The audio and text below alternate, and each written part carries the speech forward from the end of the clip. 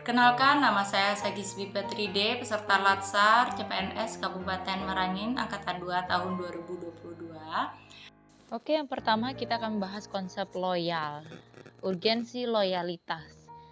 Jadi ada beberapa faktor yang menjadi alasan kenapa nilai loyal dianggap penting dan dimasukkan menjadi salah satu core values yang harus dimiliki dan diimplementasikan dengan baik oleh setiap ASN. Yang pertama adalah faktor internal, yang berisikan strategi transformasi pengelolaan ASN menuju pemerintahan berkelas dunia, world class government. Sebagaimana tersebut merupakan upaya-upaya yang harus dilakukan dalam rangka mencapai tujuan nasional. Kedua, faktor eksternal yaitu modernisasi dan globalisasi. Salah satunya ditandai dengan pesatnya perkembangan ilmu, pengetahuan, dan teknologi, khususnya teknologi informasi. Kemajuan pengetahuan dan teknologi informasi yang masif saat ini tentu menjadi tantangan sekaligus peluang bagi ASN untuk memenangi persaingan global. Kemudian makna loyal dan loyalitas yaitu artinya mutu dari sikap setia. Terdapat beberapa ciri yang dapat digunakan oleh organisasi untuk mengukur loyalitas pegawainya, yang itu pertama taat pada peraturan, 2 bekerja dengan integritas, 3 tanggung jawab pada organisasi, 4 kemauan untuk bekerja sama, 5 rasa memiliki yang tinggi, 6 hubungan antar pribadi, 7 kesukaan terhadap pekerjaan, 8 keberanian mengutarakan ketidaksetujuan, dan 9 menjadi teladan bagi pegawai lain. Kemudian loyal dalam core values ASN yaitu meluncurkan yang namanya ASN berakhlak, yaitu akronim dari berorientasi pelayanan, akuntabel, kompeten, harmonis, loyal, adaptif, dan kolaboratif. Adapun kata kunci yang dapat digunakan untuk mengaktualisasikan panduan perilaku loyal tersebut, yang pertama adalah komitmen, 2 dedikasi, 3 kontribusi, 4 nasionalisme, dan 5 pengabdian. Selanjutnya, membangun perilaku loyal.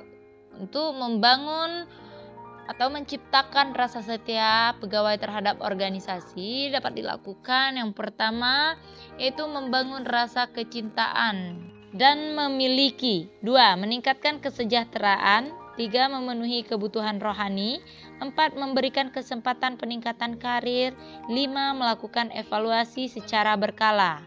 Kemudian untuk membangun perilaku loyal lainnya yaitu memantapkan wawasan kebangsaan. Meskipun peserta pelatihan di bangku pendidikan formal mulai dari pendidikan dasar, menengah maupun pendidikan tinggi sudah memperoleh wawasan kebangsaan, namun hal tersebut masih perlu terus dimantapkan hingga menjadi kalangan CPNS. Begitu juga dengan meningkatkan rasa nasionalisme. Oke, selanjutnya panduan perilaku loyal ada 3. Yang pertama, memegang teguh ideologi Pancasila, Undang-Undang Dasar Negara Republik Indonesia tahun 1945, setia kepada NKRI serta pemerintahan yang sah.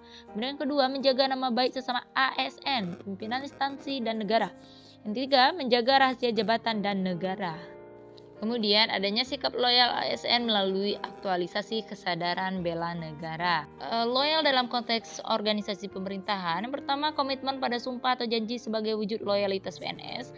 2, pelaksanaan fungsi ASN sebagai wujud loyalitas PNS. 3, penegakan disiplin sebagai wujud loyalitas PNS. Dan aktualisasi nilai-nilai Pancasila sebagai wujud loyalitas PNS. Mengapa perlunya adaptif? Yaitu agar ASN mampu menghadapi perubahan lingkungan strategis, kompetisi yang terjadi antar instansi pemerintahan, perubahan iklim dan perkembangan teknologi, dan lain sebagainya. Kemudian batasan pengertian adaptif. Yang pertama, proses mengatasi halangan-halangan dari lingkungan. 2, penyesuaian terhadap norma-norma untuk menyalurkan. Yang ketiga, proses perubahan untuk menyesuaikan dengan situasi yang berubah.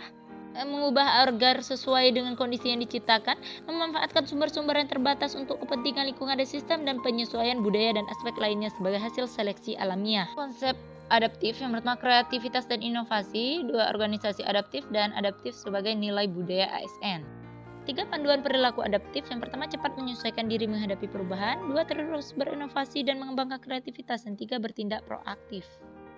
Kemudian adaptif dalam konteks organisasi pemerintah. Yang pertama, pemerintah yang adaptif, 2, pemerintah dalam pusaran perubahan yang dinamis, dan 3, pemerintah sebagai organisasi yang tangguh.